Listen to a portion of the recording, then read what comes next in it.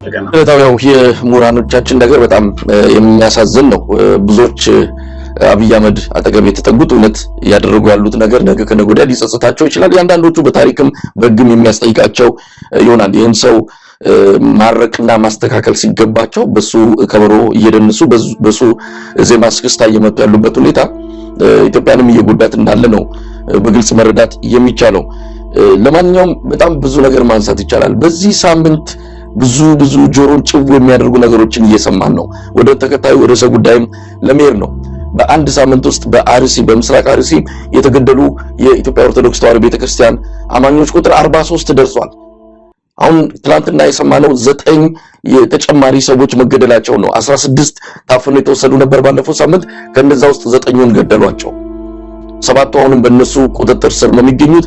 በህይወት የመትረፍ እድላቸው በጣም አነስተኛ ነው እየተባለ ያለው። እንደሱንም ሰሞኑን ሞታቸውን ልንሰማ እንችላለን፣ ምናልባት አንዳች ተአምር ካልወረደ በስተቀር። የኢትዮጵያ ኦርቶዶክስ ተዋሕዶ ቤተክርስቲያን እምነት ተከታዮች መሄጃ ነው ያጡት። በተለይ አርሲ ውስጥ በጣም ከፍተኛ ችግር ነው ያለው። የሚደርስላቸው የለም። ቤተ ክህነትም ቤተ መንግስትም የኃላፊነታቸውን ያህል እየተወጡ አይደለም። ቤተክርስቲያኒቱም አንድ መግለጫ አወጣች፣ ከዛ ነው ዝም ጭጭን ያለችው። ምን እያተደረገ እንዳለ የሚታወቅ ነገር የለም። ስለ ቤተ መንግስቱ ማውራት አይገባም። ምናልባትም ብዙዎች እንደሚያምኑት ከጀርባም ሆኖ ይህን ነገር የሚያከናውነው ራሱ የአብይ አህመድ ስውር መንግስት እንደሆነ ነው የሚታወቀው። ዋናው ይፋዊ የምናውቀው መንግስት ሀገር ካባ ለብሶ መንግስት መስሎ ይንቀሳቀሳል። ሁለተኛው ስውር መንግስት ግን ኢትዮጵያን እየበጠበጣት ነው ያለው። ይህንን ስውር መንግስት የሚመራው አብይ አህመድ ነው። ስለዚህ ብዙዎች እንደሚያምኑት ከምስራቅ አርሲው ግድያ ጀርባ አብይ አህመድ አለ የሚል ነው። ለማንኛውም እሱ በማስረጃም በመረጃም ወደፊት የሚወጣ ሆኖ አሁን ግን ግድያውን እንዴት እናስቆም የሚል ነው። እውነት ኢትዮጵያውያን አንድ ቀን እንቅልፍ ተኝተን ማደራችን በራሱ የሚገርም ነው። እንደዚህ አይነት መረጃዎች እንዲህ አይነት ዜናዎችን እየሰማን በምስል ተደግፈው የሚወጡትን እያየን ነው። በጣም እረፍት የሚነሳ ነገር ነው እየወጣ ያለው። እውነት ይህንን ግድያ እያየን ነው ስለ አሰብ የምናወራ። አርሲ ላይ ኢትዮጵያውያን መኖር አቅቷቸው፣ ባሌ ላይ፣ ሌሎች አካባቢዎች ሐረርጌ ላይ ሰሞኑ ሲካሄድ እንደነበረው እንዲህ አይነት ለኢትዮጵያውያን ሞት እየተደገሰላቸው በየቦታው በጅምላ በሚቀበሩባት ሀገር ውስጥ ሆነን ስለ ሌላ ወደብና ስለ ባህር በር የምናስብበት ሁኔታ በጣም ያሳዝናል። ቤት እየፈረሰ ነው። ባህር በር እንዲኖረን እየተመኘን ያለ ነው። መጀመሪያ በቅጡ መች ኖርን? ለማንኛውም በጣም የሚያሳዝን ነው የቤተክርስቲያኒቱ ዝምታ፣ ምንም ማድረግ አለመቻሏ። ምዕመናኖቿ በዚህ ደረጃ ሲሳደዱ ሲገደሉ በሲቃ መግቢያ መዳረሻ አጥተው ከፍተኛ ጭንቀት ውስጥ ባሉበት በዚህ ወቅት ላይ ከቤተክርስቲያኑ አባቶች የምንሰማው ምንም አለመኖሩ እጅግ ስሜትን የሚጎዳ ነው። ነገር ግን ሁሉም ማለት አይቻልም። እንደነ ብፁዕ አቡነ ናትናኤል አይነቱ ደግሞ በድፍረት ወጥተው በቃ ሲሉ እንሰማለን። እውነት ለመናገር ከአባታችን የሰማነው በትንሹ ሊያጽናና የሚችል ነው። ስሜታቸውን መቆጣጠር አቅቷቸው በከፍተኛ እልህና ብስጭት ቁጭት ውስጥ ሆነው የተናገሩት ነገር በእርግጥም አንዳንድ አባቶች አሉ። ምንም አንድ ላይ ከርተውናል ማለትም አንችልም። አንዳንድ መቼም አይጠፉም እንደሳቸው አይነት። ለማንኛውም እስቲ እሳቸው ያሉትን እንስማና እንመለስ። እናንተ ፈረዳችሁብን፣ እናንተ ወቀሳችሁ፣ እነታላችሁ ግን ለማን የምንነግረው ምን? ማን የሚሰማን ይሄንን? ማን የሚያቆመን ይሄንን? ይልቃ ተነጋገርነው። ስንት ሰው ሳይወጥ ስንቶቻችን ስናውቅ ነው የሚቆመው። ይበቃ። ህዝባችን እረፍት ይፈልጋል፣ ሰላም ይፈልጋል፣ ነፃነት ይፈልጋል። ሞት ሰለቸን፣ በቃ መመፍሰስ ሰለቸን፣ ይበቃል። ሀገሪቷ እረፍት ያስፈልጋል። ህዝቡ እረፍት ያስፈልገዋል። ስለኛ ደም ፈሰሰ እኮ እርሱ ስለኛ ተፈወስን እኮ። ሌላ ደም አያስፈልግም። ሌላ ደም ሊፈስ አይገባም። ያው ይሄ ወገኖቼ እንዲህ አይነት እኩይ ተግባር፣ እንዲህ አይነት ኢሰብአዊ ግን ታሪክ ይቅር የማይለው ተተኪ ትውልድን ዋጋ የሚያስከፍል ተገቢ ያልሆነ እግዚአብሔር የማይወደው ሰውም የማይፈልገው ይህ ሰብአዊ ድርጊት የሰው ልጅ ደም በከንቱ ማፍሰስ ይሄ እኩል ተግባር በማንም ዘንድ የተወገዘ ነው። ለርታው እንግዲህ ቀደም ሲል የሰማናቸው ብፁዕ አቡነ ናትናኤል ናቸው። እውነት ለመናገር ትልቅ መልእክት ነው ያስተላለፉት። ይሄ መልእክት ከቤተክርስቲያኒቱ አባቶች አንድ ላይ ቢወጣ ኖሮ የሁሉም አባቶች ድምጽ ቢሆን ኖሮ በሲኖዶሱ ደረጃ እንዲህ አይነት በቃን መሞት ሰለቸን የሚል ድምጽ ቢወጣ ኖሮ እንዴት ማለፊያ ነበረ። ግን አንድ አባት ሆኑ። ሰሞኑንም እንደዚህ በዚህ ዙሪያ ላይ በሰፊው ስንወያይ ነበረ። አባቶቹ ዝም ያሉት ይባባሳል ብለው ፈርተው ነው፣ የበለጠ ሰው ይገደላል ብለው ነው፣ ብንናገር ሰው ያልቃል ብለው እንደሆነ ነገሩን። ይሄ በጣም የሚያሳፍር ምክንያት ነው። ከመናገር ለምን ወደ ኋላ ይላሉ? ገና ለገና ሰው ይሞታል ብለው ይሄ አልነበረም ከዛ የሚጠበቀው። ለማንኛውም የብፁዕ አቡነ ናትናኤል መልእክት በጣም ትልቅ ነው። ሞትን አለቀን ይበቃናል ያን ድምጽ በጣም ወሳኝ ነው። ኢትዮጵያዊነት በሀገር ውስጥ ተዋርዷል። ኢትዮጵያዊነት በባህር ማዶም ተዋርዷል። ምናልባት በዚህ አጋጣሚ ለማንሳት ያለው ሰሞኑን የመን ላይ የሆነ ያለው ነገር እየተከታተልክ እንዳለ ገምታለሁ። በየመን የሰው ልጅ ረከሰ፣ ኢትዮጵያዊነት ተዋረደ። በምስሉ ላይ እንደምትመለከተው ነው ከፍተኛ ቁጥር ያለው ኢትዮጵያዊ በሳምንት 20 ሺህ ነው ወደዛ የሚያመራው። ይጎርፋል። ከተለያዩ የኢትዮጵያ አቅጣጫዎች ነው። ሴት፣ ወንዱ፣ ሕፃን፣ አዋቂው በሙሉ ነው ሀገር ጥሎ እየወጣ ያለው። ሞት እንዳለ እያወቀ በዛ አካባቢ ያለው ሁኔታ በጣም መጥፎ እንደሆነ መረጃውን እየሰማ ነው ወደ ሞት እየተንደረደረ እየሄደ ያለው። ምን ሀገሩን ቢጠላ ነው? ምን ሀገር ውስጥ ምን ቢገጥመው ነው በዚህ ደረጃ ሀገሩን ጠልቶ ሸሽቶ ከሞት ጋር ግብ የሚገጥመው? በጣም ያሳዝናል። ኢትዮጵያዊነት በሀገር ውስጥ ተዋረደ። ኢትዮጵያዊነት በውጭ ሀገር ተዋረደ። ኢትዮጵያዊነት የትም እየተዋረደ ነው። ምን አይነት ኃጢአት ብንሰራ ነው እንደዚህ የሆን ነው? እንግዲህ ተፈጠርን ኢትዮጵያዊ ሆነን ምን እናደርግ? ያሳዝናል በእውነት በየአቅጣጫው ጥቃት በዛ። በሀገራችን ሕዝብ ላይ በሀገራችን ላይ በጣም ጥቃት በዛ። የኢትዮጵያ ኦርቶዶክስ ቤተክርስቲያን ሳይ እንደ ሌላ ሰው ሆነችብኝ መሳይ። በታሪኳ ተጽዕኖ ፈጣሪ እንደ ፈጣሪነቷ የእነዚህ አባቶች ድምፅ አሁን እኛ አባት ትልቅ መልእክት አስተላለፉ። ግን እንደ ተቋም ቅጥሯ ሲነካ፣ የቤተክርስቲያን ቅጥር ሲነካ፣ አጸዷ ማምለኪያዎቿ ሲነኩባት፣ ይሄ ፐርሰናል እኮ አይደለም እኮ የሆነ ግለሰብን አይደለም የገደሉት እኮ ቤተክርስቲያንን ነው እያጠቁ ያሉት አይደለም። ቤተክርስቲያን እዛ አካባቢ ያሉ ካህናቶችን ቤተክርስቲያንን ነው የሚያቃጥሉት፣ ታቦቱን ነው የሚያቃጥሉት። ይሄ ሲሆን እንደ ተቋም ቤተክርስቲያኒቱ እንዴት ነው የመከላከል ስራዋን የማትሰራው? የመጀመሪያው ተጠያቂ እኮ ቤተክርስቲያን ናት መሳይ። ቤተክርስቲያን በተለይ ሲኖዶሱ እዛ ድረስ መምጣት አለበት እንደ ወንጀሉ። የአንድ ቤተክርስቲያን መነካት እኮ በሲኖዶሱ በሙሉ ህመም ነው። እነዚህ አባቶች በተለይ ከፍተኛ አባቶቻችን በዚህ ዓለም ምንም የላቸውም፣ ቤተሰብ የላቸው፣ ምን የላቸው፣ ሁሉ ነገር ትተው ህይወታቸውን ሁሉ ለቤተክርስቲያን የሰጡ ሰዎች ናቸውና እንግዲህ እንደ ተቋም ዝምታዋ በጣም ነው። ለዓለም አቀፍ ተቋማት አታሳውቅም። የሚያስገርም ነገር ነው። አሉ ስብስቦች አሉ፣ ሃይማኖት በተለይ የኢትዮጵያ ኦርቶዶክስ ቤተክርስቲያን አባል የሆነችባቸው አሉ። ለነዛ እንኳን ደብዳቤ እየጻፈች በምድሬ እንደዚህ አይነት ጥቃት እየደረሰ ነው ያለው አውግዙ፣ እንደዚህ አይነቱ ማንነት ተኮር የሆነ ጥቃት ትክክል አይደለም ብላ እኮ ማሳወቅ አለባት። ለሰብአዊ መብት ተቋማት ማሳወቅ አለባት። እንደው ደብዳቤ መጻፍ ማለት ነው። ሌላውን ተወው። ለኢትዮጵያ መንግስት ማስጠንቀቂያ መስጠት አለባት። በቴሌቪዥን ብቅ ብላ ህዝቧን ማጽናናት አለባት። የሞቱ ሰዎችን መጎብኘት፣ ትዕይንት ማድረግ፣ መስቀል ታቦት ይዞ ይሄ ነገር በምድሪቱ ሊደረግ አይገባውም ማለት ትናንሽ በቤተክርስቲያኒቷ የሚጠበቁ ትናንሽ እኮ ግብረ መልሶች እኮ እና ይገርምሃል መሳይ። አሁን ይህንን አለማድረጓ ቤተክርስቲያን ሲኖዶስ ይህን አለማድረጉን ሳይ በጣም ነው የሚገርመኝ፣ በጣም ነው የማዝነው በእውነት። እና ይሄ ነገር ሊቀጥል ይችላል። ይሄ ስርዓት እስካለ ድረስ ይሄው በየጊዜው ነው፣ በየወሩ፣ በየአራት ወሩ፣ በየስድስት ወሩ የኢትዮጵያ ቤተክርስቲያን የኢትዮጵያ ኦርቶዶክስ ቤተክርስቲያን እንዲህ አይነት ጥቃት ደረሰባት የሚለው ዜና 10 ጊዜ አይደለም 5 ጊዜ አይደለም ተከታታይ ነው።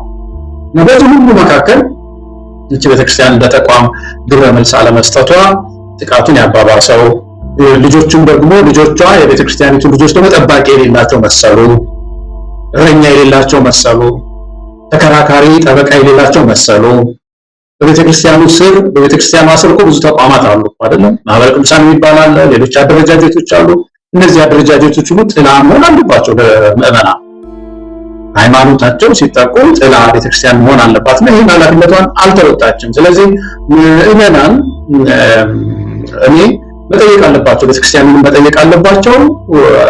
እንደ ወንጌል አማኝነታቸው የቤተክርስቲያን ታሪክ የታወቀ ነው። በስደት ዘመን ቤተክርስቲያን እንዴት ስደትን እንደምትቋቋም በወንጌል ላይ የተጠቀሰ ነውና እኔ እንደው መነሳት ያለበት ይመስለኛል። አንደኛው ይሄ ነው፣ የቅርቡ ማለት ነው። ሌላው ሁሉም ኢትዮጵያውያን ይህንን ተሸክመን እንዴት ነው የምንኖረው? በእውነት ሰው በሃይማኖቱ ተንቀባሮ የማይኖርባት ምድር እንዴት ሆነ? እንደ ኢትዮጵያ በጣም እኮ ይገርማል እኮ። ሌላውም ኢትዮጵያ ሰው በሃይማኖቱ ተንቀባሮ የማይኖርባት ሀገር እንዴት ልትሆን ትችላለች? በዚህ ዘመን የፈለገውን አምልኮ ወጥቶ የሚገባባት ምድር እንዴት አትሆንም? በዚህ ዘመን እንዴት አይነት እንደዚህ አይነት ጉድ መጣ የሚለው ነገር እያንዳንዱ ኢትዮጵያዊ ጥያቄ መሆን አለበት። ሌላው በጣም የሚያስገርመኝ ደግሞ የፖለቲካ ፓርቲዎች፣ ሌሎች ድርጅቶችም እኮ እነዚህን እየሰበሰቡ እኮ አንዳንድ ግብረ መልስ ማድረግ ይጠበቃል እኮ። እንግዲህ በተለይ እነዚህ ፓርቲዎች እኮ የሚታገሉት ነው አይደለም፣ ህዝቡ ነው። ህዝባችን ደህንነት ወሳኝ ጉዳይ ነው። ስለዚህ ይህንን ግድያ እያነሱ ተቃውሞችን ማስተባበር፣ መራር ተቃውሞ ማድረግ ያስፈልጋል። ምሳሌ በለዛ ሁኔታዎች ይቀጥላል። ደግሞ የሚቀጥለው ሳምንት ሌላ ጉድ ልንሰማ እንችላለን። አሁን ዛሬ ይህንን እንሰማለን ብለን እናስበናል መሳይ ተመልከት። ባለፈው ገደሉ፣ ዛሬ ደግሞ እንደገና ሌላ 9 ሰው ገደሉ። እንዴት ይቆማል? እንደዚህ ካልታገልናቸው እነዚህ ኃይሎች። እንግዲህ ገለታው በጣም የሚያሳዝን ነው። በአርሲ እያየን ያለ ነው። የኦሮሚያ ክልላዊ መንግስት ይሄ የጽንፈኞች ወሬ ነው፣ ይሄ ጠላት ወሬ ነው። ሀገሪቱ ሰላም ናት፣ ክልሉን ተቆጣጥረናል፣ ወሬያቸው ሰማይ ምድሩን አጥለቅልቆታል። ግን ከኢትዮጵያ አካባቢዎች ጦርነት ካለባቸው አካባቢዎች የበለጠ ስርዓት አልበኝነት የተስፋፋው ኦሮሚያ ክልል ነው። እነሱ አዲስ አበባ ዙሪያን ብቻ ስለተቆጣጠሩ ሁሉ ነገር ሰላም ይመስላቸዋል። ግን የራሳቸው አመራሮች ጭምር በየጊዜው እየተገደሉ ያሉባቸው አካባቢዎች አሉ። መቆጣጠር አልቻሉም። በዚህ ላይ ዋና ተሳታፊ ናቸው። የተለያዩ የጸጥታ መዋቅር አደራጅተው ግድያ የሚፈጽሙ ሌሎች ጽንፈኞች ናቸው። ሌላ ስም የተሰጣቸው የሚደረጉ ግድያዎችና ዘረፋዎች በሙሉ በራሱ በሽመልስ አብዲሳ ዋና አሰማሪነት እና አብይ አህመድ በቅርብ የሚከታተሉት ዘመቻና ግድያውም ዘረፋውም ከዛ ጋር የተያዘ ነው። ሌላ ቦታ ሄዶም እንደው ጣት መጠንቆል የሚያስፈልግ አይደለም። ሽመልስ አብዲሳ ያሳዝናል። መቼም ልጆች አሉት። ማታ ቤቱ ሲገባ ምናልባት እንግዲህ ሃይማኖቱ ምን እንደሆነ አላውቅም። ሃይማኖትም ካለው ሃይማኖት ቢኖረው እንደዚህ አረመኔና ጨካኛውንም ነበር። ቤቱ ሲገባ ልጆች ይኖሩታል። ያቺ የ2 ዓመት ልጅ የተገደለችው፣ ያቺ የ6 ዓመት ጭንቅላቷ የተተረተረው ትሙት ዳን ከዚህ በኋላ ህይወቷ ምን ሊሆን እንደሚችል አናውቅም። ጤንነቷ አደገኛ ሁኔታ ላይ ነው ያለው። ምን ይሰማው ይሆን? የሱ የሚመራት ክልል ህፃናት እንደሚጨፈጨፉበት፣ ህፃናት ማደግ አቅቷቸው ነገ ተስፋ እንዳይኖራቸው በዚህ በጭካኔ ሲገደሉ ሽመልስ አብዲሳ እንደው የሚጎርሰው ወደ አንጀቱ ይወርድ ይሆን? ያሳዝናል። ጨካኝ ነው በጣም። ሌሎችም የ2 ዓመት ልጅ ህፃን እንድትገደልበት ምን ኃጢአት ሰርታ ነው? ምን ወንጀል ሰርታ ነው? ሽመልስ አብዲሳ፣ አብይ አህመድ እነዚህ ህፃናት እነዚህ ሰላማዊ ዜጎች ይሄንን አጥፍተው ነው እንዲህ የተደረጉት ብለው ለምን አይነግሩንም? ዝምታ በራሱ ይሄን ነገር ያስፈጸመው አካል ማን እንደሆነ እየነገረን ነው። ዝምታቸው መልስ ነው ለኛ። ምን እንዴት ይደረግ? የት ሄዱ እነዚህ ሰዎች? ወይ ይንገሩንና አንድ የምንካፈለው ሀገር ካለ እንካፈልና በሰላም ሰው ይኖርበት ሳይሞት በተፈጥሮ ያገኘውን የመኖር መብቱን ለምንድን ነው እንደዚህ አይነት አሰቃቂ ግድያ ህይወቱን የሚነጥቁት?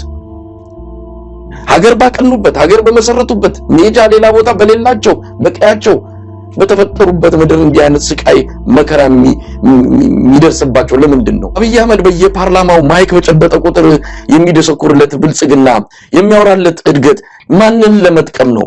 ሌላ ኢትዮጵያውያን አሉ ወይ? ምንድነው? በጣም ግራ በሚገባ ሁኔታ ውስጥ ነው ኢትዮጵያውያን ያለ ነው። ወዴት እንሂድ? ወይም አትፈለጉም ኢትዮጵያውያን ብሎ ወደ ውቅያኖስም የሚወረውሩን ከሆነ ቁርጣችንን እንወቀው። ሌሎች አባቶችስ?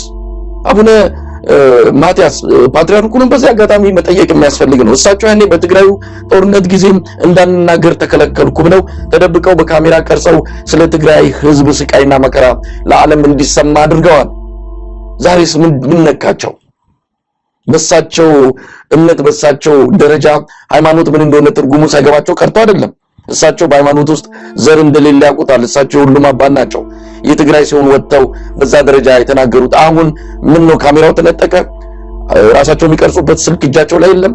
ከሳቸው የሆነ ነገር ይጠበቃል። አሁንም ቢሆን ድምጻቸው ይጠበቃል። ስለሌላ አይደለም፣ ስለታጠቁት ኃይሎች ስለ ፋኖ ሌላ ነገር እንዲናገሩ አይደለም፣ ስለ ንጹሃን፣ ስለ ቤተክርስቲያኒቱ ልጆች፣ ስለ 2 ዓመቷ ስለተገደለችው ዛሬ አርሲ ላይ ሞትና ህይወት ማል ግብ ስለገጠሙት ኢትዮጵያውያን ክርስቲያኖች ነው እየጠየቅናቸው ያለው። ሌሎች አባቶችስ ስለ ኮሪደር ልማት ለመናገር አፋቸው ላይ ቃላት እንደዛ በስተው በየካሜራ እየተደቀኑ የመንግስት የልማት ስራ አስደናቂ ነው እንደዚህ አይነት ስብከት የያዙት እነ አቡነ ሳዊሮስ ምን ነው አሁን አፋቸው ተለጎመ ነው ወይስ መግለጫ እንዲሰጡ ከቤተ መንግስት ትእዛዝ እየጠበቁ ነው? ያሳፍራል። ለዚህ ተጠያቂዎቹ ቤተ ክህነትም ቤተ መንግስትም ናቸው። የኢትዮጵያ ኦርቶዶክስ ቤተክርስቲያን አባቶች ምዕመናኖቻቸውን እያሸሹ ነው ያሉት። በየቤተክርስቲያኑ ቅሬታዎች ይሰማሉ እና ይህ ጉዳይ እየቀጠለ ከመጣ ጨርሻውንም ከልጆቻቸው ጋር እየተፋቱ ነው የሚሄዱት። ቤተክርስቲያን ኃላፊነቷን ካልተወጣች፣ ድምፅ ቢያንስ መሆን ካልቻለች፣ የአባትነት ሚና የእረኝነት ሚና የሚባለው እንግዲህ ቤተክርስቲያን ይሄ ነው። መንጋ መጠበቅ ከክርስቶስ በታች የነሱ ኃላፊነት ነው፣ ከእግዚአብሔር በታች ማለት ነው። በተለይ እንደዚህ ህጋዊ የሆኑ እርምጃዎችን መውሰድ፣ ሃይ ማለት፣ መቆጣት የቤተክርስቲያን ድርሻ ነው እና ይሄ ጉዳይ በጣም ሚስጥር ሆኗል። እኔ አይ ቲንክ ያልነው ነገር ነው መሳይ ምዕመኑ መነሳት መቻል አለበት፣ ድምፁን ማሰማት መቻል አለበት። ሃይማኖት ነፃነታችን የተከበረ ነው ብሎ መነሳት መቻል ያለበት ይመስለኛል። የሚቆም አይነት አይደለም። ይሄ ሰውዬ ስልጣን ላይ እስካለ ድረስ አብይ አህመድ ስልጣን ላይ እስካለ ድረስ እንደዚህ አይነቱ ግድያ እንደ በብሔር አንድ ጊዜ በሃይማኖት እንደ ጥዋ እየዞረ ያጫርሰን ነው መሳይ። እንግዲህ የኢትዮጵያን ነገር በጣም ይሄ ዘመን ላይ እንዴት መፈጠር በራሱ መረገም ነው። ኢትዮጵያዊ ሆኖ መፈጠር፣ ኢትዮጵያዊ ሆኖ መምጣትና ማሰብ በራሱ ብዙ ህመም አለው። ሀገር ውስጥ እንደዚህ የተገደልን እንግዲህ ከ16ቱ 9ኙ ተገለዋል። በአርሲ ውስጥ 7ቱ እየተጠበቁ ነው፣ የት እንዳሉ አይታወቅም። ቢያንስ እነሱን እንኳን ህይወት ማዳን ይቻላል ወይ? ስለዚህ 7ቱ ነፍስ በአሁኑ ሰዓት ቤተ ክህነትና ቤተ መንግስት ምን እያሰቡ ነው? ወይስ ገና ሌላ ብዙ ተጨማሪ የሚሞቱ አሉ? እንጠብቅ፣ ሌላ ስብራት፣ ሌላ ሀዘን ከፊታችን እንጠብቅ። ግን የት መዳረሻም የለን። እንደምታየው ነው። ወደ ስደት እንኳን ብንወጣ ይሄው የሚገጥመን በጣም አስከፊ ሞትና ውርደት ነው። የምን ላይ እየሆነ ያለውን መቼም እየተከታተልክ እንዳለ ገምታለሁ። የምታየው ምስል በየመንና በሳውዲ አረቢያ ድንበር ላይ ነው የሚታየው። ኢትዮጵያዊነት ረከሰ፣ ኢትዮጵያዊነት ተዋረደ። የምታየው ነው። ከጥይት እየሸሹ ነው። ከፊት ለፊት የሳውዲ አረቢያ ድንበር ጠባቂዎች፣ ከኋላ የየመን ታጣቂዎች። ኢትዮጵያውያን እንደ ድፎ ዳቦ ከላይም ከታችም እሳት ሆነው መዳረሻተው ነፍስ ውጪ ነፍስ ግቢ። በሺዎች የሚቆጠሩ ተገለዋል። ብዙዎች አልቀዋል። እናቶች፣ እህቶቻችን፣ ህፃናት፣ ወጣቶች፣ የነገ ሀገር ተረካቢ ኢትዮጵያን ነገ የሚረከብ ትውልድ የመንና በተለያዩ ስደት ቦታዎች ላይ እየረገፈ ነው። የሳውዲ አረቢያ እስር ቤቶች በኢትዮጵያውያን ተጨናንቋል። በረሃብ በበሽታ እያለቁ ነው። እንዴት አይነት መረገም ነው በዚህ ዘመን መፈጠር! እውነት ለመናገር ኢትዮጵያውያን በሀገር ውስጥ አልተመቻቸው፣ በውጭ ሀገር የመን ላይ ይገደላሉ፣ ኬንያ እስር ቤት ውስጥ ይታፈናሉ፣ ደቡብ አፍሪካ መንገድ ላይ ይታረዳሉ። ኢትዮጵያዊነት ነፍሱ ከአንድ ትንኝ ነፍስ ያነሰ ሆኗል። ክብር የለንም። ብሔራዊ ውርደት ላይ ነው ያለነው። ይሄ ነገር እንዴት ሊቆም ይችላል የሚለውን ኢትዮጵያውያን ቁጭ ብለው መነጋገር አለባቸው። ለዚህ ሁሉ የዳረገን ስልጣን ላይ ያለው የአብይ አህመድ ስርዓት ነው። ይህን ስርዓት መገላገል ምናልባትም ይህን ብሔራዊ ውርደት ለማጥፋት ወይም ለመቀነስ ትልቅ እድል ይሰጠናል። ስለዚህ ኢትዮጵያውያን በአሁኑ ሰዓት መወሰን አለብን። ቁጭ ብለን ተነጋግረን ይሄ ስርዓት በአስቸኳይ ከስልጣን የሚወገድበትን ትግል የጀመሩ አሉ። እነሱን መቀላቀል መደገፍ አለብን። ከዛ ውጪ ምርጫ የለንም። ብንወጣም ሞት ነው፣ ብንቀርም ሞት ነው፣ ውጭም ውስጥም ሞት ነው። ያለን አማራጭ ይህንን ተጋፍጠን ለሚቀጥለው ትውልድ ሀገር ማቆየት ያለብን ይመስለኛል። ገለታው የስርዓት ለውጥ ኢትዮጵያ ውስጥ ካልመጣ ይሄ ፍልሰት አይቆምም። ብዙ ጥናቶች የሚያሳዩት እኮ የኢትዮጵያውያን ፍልሰት በየቀኑ እየጨመረ እንደሚሄድ፣ በተለይ ደግሞ እነዚህ አጥኚዎች ሁለት ምክንያት አለ አይደለም የሚሉት። አንደኛው በእንግሊዝኛ ፑሊንግ ፋክተር የሚሉት አለ፣ ወይም መሳብ፣ በሌላው ደግሞ ፑሽ ፋክተር ይላሉ፣ መገፋት። እና ኢትዮጵያ ላይ የተጠኑ ጥናቶች የሚያሳዩት ተገፍተው ነው ልጆቹ የሚሄዱት። ይሄ በስልጣኔ በመማለል ሳይሆን እየተገፉ ነው የሚሄዱት። በሳይኮሎጂካሊ በስነ ልቦና እየተጎዱ ነው የሚሄዱት። ቤተሰብ ላይ ለምሳሌ መጫን 20 ዓመት ከሆነ በኋላ ቤተሰብ ላይ ቀምጣለው ስራ በማጣት ስነ ልቦናቸው ይጎዳል እና ብን ብዬ ልጥፋ ይላሉ እና ብዙ ገፊ ነገሮች የበዙበት ወጣት ነው። ኦፖርቹኒቲስ እድሎች በጣም የጠበቡበት ወጣት ነው። ስራትና እንግልትን ደግሞ ጋዜጠኛውን ምንም ወጣቱን የሚያሰቃይ ነው እና በዚህ የተነሳ እንደ ዘጻት ማለት ነው ፍልሰት እኮ ነው። በጣም በከፍተኛ ሁኔታ ነው ኢትዮጵያን እየፈለስን ያለው። ይህን ለምንበት ያለው ክፍል የለም። አሁን በጣም የሚያሳዝነው የዚህ የምን ያሉት ውጡ ተብለዋል። ውጡ በአስቸኳይ ልቀቁ፣ ከዚህ በኋላ እኛ በጣሊያን ልናቆያቸው አንችልም፣ ምግብ የለም ምንም የለም ልቀቁ ተብሎ ከባድ ችግር ላይ ነው ያለው። በዚህ መካከል አንዳንድ ቦታ ላይ የሚወስዳቸው የለም ልጆቻችንን ተባለ ወደ ሀገራችሁ ሂዱ ይታሰሩና አንዳንድ ቦታ ላይ ወደ ሀገራችሁ ሂዱ ሲሉ የሚወስደው የለም ይባላል። እንደው በእውነት እንደው የኢትዮጵያ አየር መንገድስ ቢሆን በእውነት ሀብታችን ነው፣ የኢትዮጵያውያን ሀብት ነው። መቼም ከሰው አይበልጥ ትርፍ የተወሰነ ነገር እየከሰረ ጥቂት ነገር ቢሆን እየከሰረ እነዚህን መሄጃ ያጡ ወንድሞቻችንን ወደ ሀገራቸው መመለስ የሚፈልጉትን የማምጣት ስራ ቢሰራ ትንሽ ቢከስር መሳይ ለብዙ አንድ ሰው ይዞ ሄደ እንደው አብይ አህመድን አንድ ሰው ይዞ ብዙ ሀገር ይሄዳል። አንድ ሚኒስትር ብቻውን ይዞ ይሄዳል።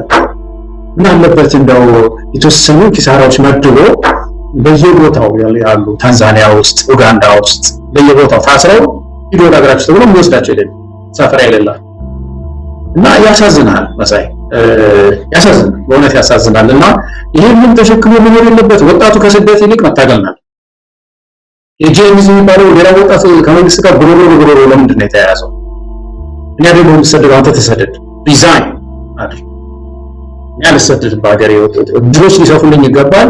አንተ ተሰደድ፣ ከፈለግ ውጣ፣ ቤተ መንግስቱ ውጣ እኮ እያለ ነው ሌላው ሀገር ወጣት የሚታገለው። የኛ ሀገር ወጣት እንዴት ይችል ይሄዳሉ ይላል መሰለኝ። ውሰደው አንተ መሬቱ የሚያውለው ምንም የሚያውለው የፈለከውን አድርጎ አስተዳደሩ የፈለከውን ነው ድምር እየጠፋላሉ የሚል ምርጫ ላይ ይመጣሉ ወጣቱ። እና ይሄ ትልቅ ጥያቄ በእያንዳንዱ ወጣት ውስጥ ማደር ያለበት ነው። እንደ አንድ ዜጋ የማስበው ይሄን ነው። ጂኤንዚ በሌላው አካባቢ የተነሳ ይሄ የአዲሱ ትውልድ መደራጀት፣ አንዳንድ መፈክሮችን አንዳንድ ፌስቡክ ላይ ያሉ እንቅስቃሴዎችን እያየን ነው። እነዛን ማበረታታት፣ ሚዲያውም ደግሞ የበለጠ እነዚህ ሊደግፍ የሚገባ የሚሆነው ይመስላል። በጣም እንግዲህ ለዛሬ ከያዝናቸው ርዕሶችና ቀደም ሲልም በመግቢያችን ላይ አንስተናል የድሬዳዋ ወቅታዊ ሁኔታ ነው። ድሬዳዋን በተመለከተ እንግዲህ ትኩሳቱ እየጨመረ መጥቷል። አብይ አህመድ ባለፈው ሳምንት በፓርላማ ተገኝቶ የተናገረው ነገር ነው እንግዲህ ለዚህ አዲስ ለሚታየው ግርግር መነሻ ምክንያት የሆነው። አብይ አህመድ አንዳንድ ጊዜ እንደሚያደርገውም የሚናገረውም አያቅምም እንዳንል ኋላ ተከትሎ የሚመጡትን ነገሮች ስንመለከት አቅዶ አስልቶ እንደሚሰራ ማረጋገጫ የሚሰጡ ብዙ ማስረጃዎችን ማቅረብ እንችላለን። ስለዚህ አስቦ አቅዶ ነው የተናገረው። ድሬዳዋን ነገ ከነገ ወዲያ ወደ ኦሮሚያ ክልል ለመጠቅለል በእነሱ በኩል ዝግጅቱን መጠናቀቁን ከወዲሁ ወሬውን እንድንለማመድ ያደረገ መሆኑን ምንም ጥርጥር የለውም። ሳስበው አይደለም የተናገረው። ይህን ነገር ነገ ከነገ ወዲያ እንጠብቅ። እንደውም ብዙዎች ከአዲስ አበባ ከሌሎችም የኦሮሚያ ፖለቲከኞች አይናቸው ያረፈበት ኢላማ ያደረጓቸው አካባቢዎች አሉ። እነሱም ተራ በተራ በቅደም ተከተል እንደዚሁ እየተነገረን ወደ ኦሮሚያ ክልል የሚገቡበት ሁኔታ መምጣቱ አይቀርም። እሱን ወደፊት እንጠብቃለን። ለማንኛውም ያንን ተከትሎ የድሬዳዋውን የኦሮሚያ ክልል ነበረች የሚለውን የአብይ አህመድ የፓርላማ ንግግርን ተከትሎ እንግዲህ በድሬዳዋ አካባቢ ውጥረቱ ነግሷል። ሰሞኑንም ግርግር እንደነበረን የሰማ ነው። ይህንን ለማሳካት ሁልጊዜ እንደ አንድ ክንፍ ወይም ደግሞ ወታደራዊ አጋር አድርጎ የሚጠቀመው የሸኔ ኃይሎችን ነው። ሸኔ ሁለት አይነት ነው ያለው። አንደኛው በነጃልመሩ የሚመራ ነው፣ የኦሮሞ ነጻነት ሰራዊት በሚል የሚታወቅ ነው። እነሱ ሸኔ ብላችሁ አትጥሩን፣ እኛ ራሳችን ስም አለን ብለው ራሳቸውን ገልጸው የራሳቸውን ትግል እያካሄዱ ነው። ነገር ግን የነ አብይ አህመድ ሸኔ አለ። የኦሮሚያ ብልጽግና የፈለጋቸው አካባቢዎች ካሉ እየተንደረደሩ እየገቡ እዛ ማህበረሰቡን መግደል፣ መዝረፍ፣ ብር ብሎ ከአካባቢው እንዲጠፋ ከዛ እነሱ ሄዱና ይጠቀልሉታል። ይሄ የተለመደ ነው። ጉራጌ ላይ ያደረጉ ነው፣ ሌሎች አካባቢዎች የሚያደርጉ ነው። አሁን ወደ ድሬዳዋ መጥቷል። የሸኔ እንቅስቃሴ ታይቶ በማይታወቅበት ድሬዳዋ ሰሞኑን እየታዩ ነው። ይህም ማለት አብይ መጀመሪያ ሸኔን ይልካል፣ ከዛ የራሱ የፖለቲካ አመራሮች ይሄዳሉ። ቀስ እየተባለ የአካባቢው ወደ ኦሮሚያ ክልል ይጠቃለላል። ድሬዳዋ ላይ ይሄ የሆነ ነው። ከዛም ባሻገር ጎን ለጎን በየአካባቢውን የኢኮኖሚ የበላይነት እየተቆጣጠሩት ይገኛሉ። በአካባቢው የብልጽግና ባለሀብቶች የኦሮሚያ ብልጽግና ባለሀብቶች ከፍተኛ የሆነ ንብረት እያፈሩ ነው። ይዞታዎችን እየተቆጣጠሩ ነው። የኢኮኖሚ በላይነትን እየፈጠሩ ነው። ህንፃዎችን ብዙ ቦታዎችን እየያዙ ነው። በሂደት የኢኮኖሚ በላይነት ወደ ፖለቲካ በላይነት ተቀይሮ ከተማውን ወደ ኦሮሚያ ለመጠቅለል ብዙ ነገሮችን እየሰሩ እንዳለ ሰምተናል። ለማንኛውም የሶማሌ ክልል ተወላጆች በጣም ተቆጥተዋል። የሀገር ሽማግሌዎቹ ሰሞኑን በድሬዳዋ ተሰብስበው ጠቅላይ ሚኒስትሩ ይቅርታ ይጠይቅ የሚል መልእክት ነው ያስተላለፉት። ያ ባይሆንና ነገሩን ካልቀለበሳችሁት ለሚፈጠረው ሁሉ ተጠያቂ አይደለንም። የሶማሌ ወጣቶች አመጽ ሊያሰምሱ ተዘጋጅተዋል። ሰሞኑንም የጅቡቲ መስመር ለመቁረጥ የሆነ እንቅስቃሴ ይኖራል ተብሎ ተሰግቷል። ያ የሚሆን ከሆነ በኃላፊነት አንጠየቅም፣ አሁኑኑ ጠቅላይ ሚኒስትሩ ይቅርታ ይጠይቅና ነገሩ መብረድ አለበት የሚል የሶማሌ ሽማግሌዎች መልእክት እያሰሙ ነው። ሌላ አጀንዳ ደግሞ ይዘው መጥተዋል። ጅግጅጋም የኦሮሚያ ክልል አካል ነበረች የሚል ጫጫታ ተነስተዋል። ይህንም ሆን ብለው የሚናገሩ ሚዲያዎች ተፈጥረዋል። አንድ የኦሮሞ ሚዲያ ኔትወርክ የሚባል አለ። አንዳንድ ጊዜ አብይን ይሰድባል፣ አንዳንድ ጊዜ አብይን ያመሰግናል። ማረፊያ ያጣውናል። እዚህም መንደር ይገኛል፣ እዛም መንደር እንደዚህ ሲንከላወስ የሚታይ ሚዲያ ነው። ሰሞኑን የጅግጅጋን ጉዳይም አንስቷል። ጅግጅጋ የኦሮሚያ አካል ነበረች የሚል ሌላ አንድ ደግሞ አብይ አህመድ በ80 ሚሊዮን ብር ያቋቋመው ፕራይም ሚዲያ የሚባል አለ። አጀንዳው አድርጎታል። ጅግጅጋም የኦሮሚያ አካል ነበረች የሚል ምን ድሬዳዋ ብቻ ሌሎችም አሉ እያሉን ነው። ምንድነው የፈለጉት? ሀገር እየመሩ የሆነ መንደረኛ ነው ይላሉ። የኦሮሞ ፖለቲከኞች በጣም የሚያሳፍሩት አንዳንዶቹ ሀገር ተሰጣቸው፣ ሀገር ሙሉ ኦሮሞን የሚያህል የኢትዮጵያ ግንድ ሀገር ያቀናን ይህንን ማህበረሰብ ወክለው ስልጣን የያዙ ሰዎች እንግዲህ ወክለናል ብለዋል። ኦሮሞ ወክየዋለሁ ብለው አልነገረንም። በእርግጥ እነሱ ግን በኦሮሞ ስም እየማሉ ስለሆነ ይሁን እስቲ ሀገር ተረከባችሁ ኢትዮጵያን የምታል ሀገር ግን እነሱ ያንንም ይዘው ትንንሽ መንደሮችን እየፈለጉ የኛ ነው ይላሉ። ለማንኛውም በዚህ ዙሪያ ግርግሩ ተፈጥሯል። ምን ማለት እንደሚቻል አያውቅም። እንግዲህ ይሄ ነው ድሬዳዋ የኔ ነች፣ ጅጅጋ የኔ ነች፣ የመንደር የኔ ነው የሚል አገዛዝ ነው እንግዲህ ባህር ማዶ ተሻግሮ የባህር በር አመጣለሁ፣ ወደብ አመጣለሁ፣ ስለዚህ ከጎን ሆናችሁ ደማችሁን አፍስሱ፣ ህይወታችሁን ገብሩ የሚል ጥሪ እያደረገ ያለው ገለጣው የኢትዮጵያን ህዝብ ነው የሚያሳዝነኝ። ያንዴ የተቃውሞ ጊዜ አብይ አህመድ ወደ ስልጣን ያመጣው ተቃውሞ ማለት ነው ኢትዮጵያውያን ሰንቀውት የነበረው ስንቅ በእውነት ከዚህ በተቃራኒው ነበረ። የኔ የሚባለው ነገር ቀርቶ ወደ እኛ የሚለው ምዕራፍ ወደ መሻገር እንሄድ ይሆናል። ሌላው ዓለም we the people ይላል፣ እኛ ህዝቦች ይላል፣ እኛ ህዝብ ይላል። እኛ ደግሞ የተለያየ ተከፋፈልን ኔሽን ሆነናል እና ወደዛ ምዕራፍ እንሻገር ይሆናል የሚል ብዙ ሰው ተስፋ አድርጎ ነበር እና ይሄ ሰውዬ ዛሬ ተመልከተው አንዴ ከተሞችን ሁሉ እያነሳ ያድላል። ይሄ በታሪክ ያንተ ነው እያለ ማህበራዊ ቅራኔን ይፈጥራል። የብሔራዊ መግባባት ሐዋርያ የተባለው ሰው ያኔ ወደ ስልጣን እንደመጣ ብሔራዊ መግባባት ሊያመጣ ነው፣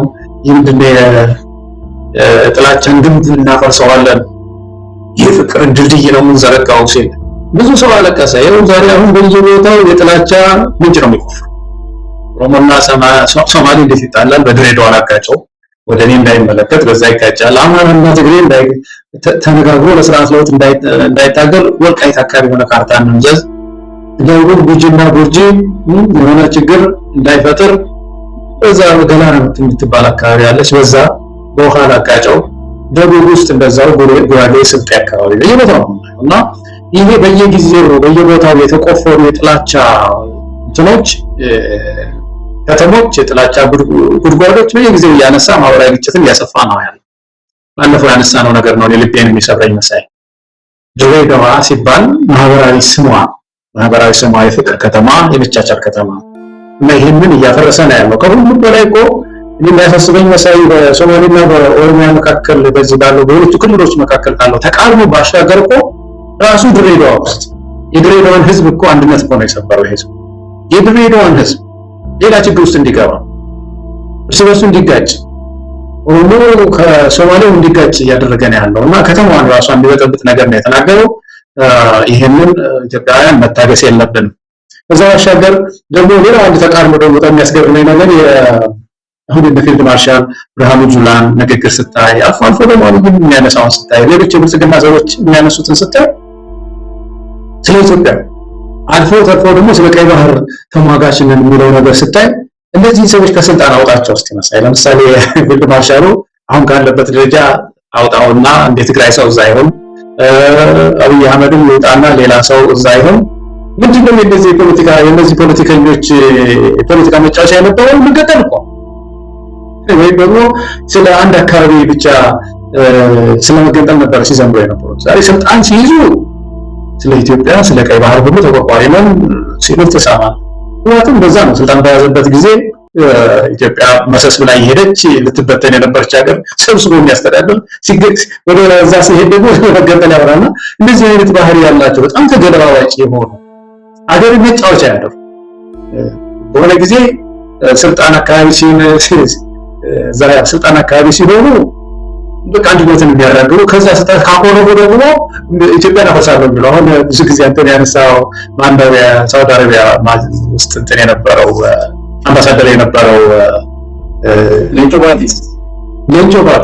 ባቲ ኢትዮጵያን አለ አንድ ጊዜ ዲኮንስትራክት እያደረገ የኦሮሞ ማንነትን መገንባት ነበረብን እንደዚህ ካርታ ስንጫወት ነበር ኢትዮጵያን ያፈረስናል አሁን በቀደም ሲናገር ባለፈው ስለ ኢትዮጵያ ታላቅነት ይናገር ነው እሱ ስልጣን ላይ ስለሆነ አሁን ከዚህ ስልጣን ቢባረር ደግሞ ካርታውን ላይ ያነሳው ማለት እንደዚህ አይነት በጣም አደገኛ አስተሳሰብ ያላቸው ሰዎች እንዴት የፖለቲካ ሻውን ሞሉ ሄት መጡ በዚህ ሲችል መጨረሻው ምንድነው የሚለው ነገር የብዙ ኢትዮጵያውያን ጥያቄ መሆን ይኖርበታል መሳይ ገለታው ያጋጣሚ እንደሆነ አላውቅም የግጥምጥሞች ሰሞኑን በሶስት አካባቢዎች ያሉትን ነገሮች እንዲሁ መለስ ብዬ ሳስታውሳቸው ነበር አንደኛው ሰሞኑን እንደሚደውልልኝ የአጣዬ ላይ ሆቴል የነበረው ባለሀብት ነው ትልቅ ቤተሰብ ያለው ትልቅ ሀብት ያፈራ ሰው ነው በአጣዬ በነበረው ግርግር ወይም ደግሞ ቃጠሎ ተሰዶ ወደ አዲስ አበባ መጥቶ አሁን የሆነ ኮንዶሚኒየም ቤት ገዝቶ ልጆቹን እያኖረ ያለ ነው ሌላው እንደዚሁ ከሻሸመኔም እንደዚሁ ትልልቅ ሀብቶች ነበሩት በከፍተኛ ደረጃ ሻሸመኔ ላይ ከሚታወቁ ባለሀብቶች አንዱ የሆነ ግለሰብ ነው እሱም እንደዚሁ ሻሸመኔ ላይ በነበረው ግርግር ተሰዶ ቤተሰቦቹን ይዞ ንብረቱም ተቃጥሏል ግን የተረፈችውን እንደው ትንሽ ጥሪት ሳንቲም ይዞ አዲስ አበባ ገብቶ እሱም እንደዛ የሆነ ቤት ገዝቶ አዲስ አበባ እየኖረ ነው ያለው ምንም ገንዘብ የለም ስራ የለም የሰራውን እየበላ ነው ያለው እያለቀ እየተመናመነ ነው ያው ያጣየውም ተመሳሳይ ነው ከጅማም እንደዚሁ ባለሀብት እነዚህን ሁሉ አነጋግሬያቸዋለሁ ብዙ እንደዚህ አይነት ምሳሌዎችን መጥቀስ ይቻላል አብይ አህመድ ሆይ እንደው አሰብ ወደብ የሚለውን አጀንዳ ለጊዜው የኋላ ኪስ ውስጥ አስቀምጥና እነዚህ ተሰደው አዲስ አበባ ላይ ያሉ ባለሀብቶች ወስቲ ወደ ቀያቸው ይመለሱ ይህንን ነገር ፍጠር እንዲህ አይነቱን የሰላም ሁኔታ አምጣና እነዚህ ባለሀብቶች አዲስ አበባን አጨናነቁ እያለች አዳነች አበቤ ያለቃቀሰች ነው ምን ይደረግ እንግዲህ ራሱን ስለሚጠብቅ አዲስ አበባ ላይ የመጨረሻ ምሽጉ አዲስ አበባ ሆኗል ስለዚህ በዛው አዲስ አበባ ሰላም ናት ብሎ ሰው ሁሉ ወደ አዲስ አበባ እየተሰደደ ነው ባለሀብቱም ምኑም እነዚህን ኢትዮጵያውያንን ወደ ቀያቸው መልሳቸው ሰላም ተፈጥሮ ከዛ በኋላ ስለ ወደብ አይደለም ስለ ሌላ ነገር ምን እናወራለን መጀመሪያ በኢትዮጵያ ምድር ላይ በየትኛውም የኢትዮጵያ አፈር ላይ እንደ ኢትዮጵያዊ ተከብረን እንኑር እንደ ኢትዮጵያዊ ሳንሞት ሳንገደል ሳንሳቀቅ እንኑር ያቺን ሀገር እንፍጠራት ካንተ የሚጠበቀው ሌላ ነገር አይደለም አትግደለን አታሰቃየን ነው ያንን ከፈጠርክ ከዛ በኋላ የሚመጣው ነገር በጋራ እናደርጋለን ነው በጣም ትንሿ ነገር ነው ኢትዮጵያ ህዝብ እየጠየቀ ያለው ሰላም ያንን ሰላም በተለያየ መንገድ በተለያየ ፍላጎት በታሪክ የተንሻፈፈ አረዳድ ወይም የውጭ ተልቆ ወስዶ ብዙ ነገሮችን እያደረገ ነው በጣም አንድ ዶክተር ያልጣለ ህፃን እንኳን ይሄን ሎጂክ በደንብ ነው የሚረዳው ገለታው ይሄ ሮኬት ሳይንስ አይደለም በጣም ቀላል ነገር አንሙት አትግደልን አለቀ በጣም ያሳዝናል ለማንኛውም ገለታው እየጨረስን ነው የምትለው የመጨረሻ ሐሳብ ካለ አመሰግናለሁ መሳይ ጥሩ ጊዜ ነበረን እንደዚህ አዲስ አበባ ጉዳይ ስታነሳ ሰሞኑን ደግሞ የአዳነች አቤቤና የአብይ አህመድ ምን ሲሉ ነበረ ህዝብ በዛ አዲስ አበባ ላይ ፍልሰት በዛ እና ተጨነቀች በጣም አዳነች ብዙ ጊዜ መሄን ያለችው እና ምንድነው ይሄ የሚያሳየው አንድ በኩል ሰላም ምድሪቱ እንዳጣች እና ትንሽ በሱ ቋንቋ ሰላም የሸተተችው አንድ ቦታ ስለሆነች ወደዛ ለጊዜው ግጭት የማይታይባት ከተማ ስለሆነች ሰው ይፈልሳል ማለት ነው አገሪቱ ጤና ማጣቷን ያሳያል በሁለተኛ ደረጃ ከዚህ በፊት ያነሳነው ነገር ነበር መሳይ አንድ አካባቢ ላይ ብቻ በጣም አተኩሮ የተለያዩ ግንባታዎችን ማድረግ ፍልሰትን ያመጣል እንደዚህ አይነት ተፈጥሮ አለው ብዙ ሰው አገር አቀፍ ያልሆነ ስራ ካልተሰራ ደረጃውን የጠበቀ ልማት ቀስ እያለ የሚያድግ ልማት ካልመጣ ግን አንድ አካባቢ እንደው ቢያሳምር ሰው ይመጣል ከዛ በኋላ ያቺ ቦታ ሙሉ ነው የሚያደርጋት እና ስቴፕ ባይ ስቴፕ መሆን አለበት። ገለታው እንደው ስላቋረጥኩ ይቅርታ። ሰሞኑን አንድ ዜና ተመልክቼ ነው እሱን በዚህ አጋጣሚ ላንሳው ብዬ ነው። በአማራ ክልል 3 ሚሊዮን ቱሪስቶች ተመዘገቡ ማለት ጉብኝት አደረጉ ብሎ ዜና ሰማሁ። በጣም አስደንጋጭ ነው። መቼም የእነዚህ ሰዎች እብደት መረን የለቀቀ መሆኑን የሚያሳይ ነው። የውሸታቸው የቅጥፈታቸው መጠን ነው የትየለሌ ሆኗል። አማራ ክልል 3 ሚሊዮን ወታደር እንደበለው በእርግጥ ወታደር በሚሊዮን ደረጃ የሚቆጠር ላይ ያሰማሩ ይችላሉ። በእርግጥ ከሚሊሻው ከአድማ በታኙ ከመከላከያ ሰራዊቱ ከልዩ ኃይሉ በሚሊዮን ሊቆጠር ላይ ያስገቡ ይችላሉ። በቱሪስት ደረጃ ግን ምን ለማለት ፈልገው ነው? ሰራዊት የሚርመሰመስበትን ክልል ቱሪስት መጥተው እየጎበኘው ነው ማለት ወታደሩ እንደ ቱሪስት ተቆጥሮ ነው? እነዚህ ሰዎች አይናቸውን በጨዋጥበው መጥተው ለማዋሸት ምንም የማያቅማሙ እፍረተ ቢሶች ናቸው። ያሳፍራል። በጣም ነገሮችን እየመጡ ሲቀጥፉ ለመዱት። እነሱ ውሸቱንም ለመዱት። ራሳቸው ያዳምጣሉ፣ ራሳቸው ያምናሉ።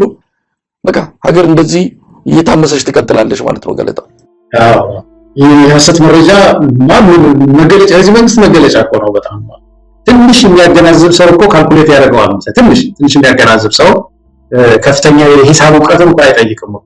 አሁን 3 ሚሊዮን ማለት እንግዲህ የቀኑ ብታካፍለው ያን ያህል ሰው ይሄዳል ወደዛ ክልል ላሊበላን ለማየት ነው ወይም የሄደው። መቼም እንግዲህ ቱሪስት የሚባለው የቱሪስት መስህቦች ይታወቃሉ። አማራ ክልል ውስጥ ያሉ የተወሰኑ ቦታዎች ያየናቸው ነው በከባድ ስጋት ውስጥ ነው ያሉት።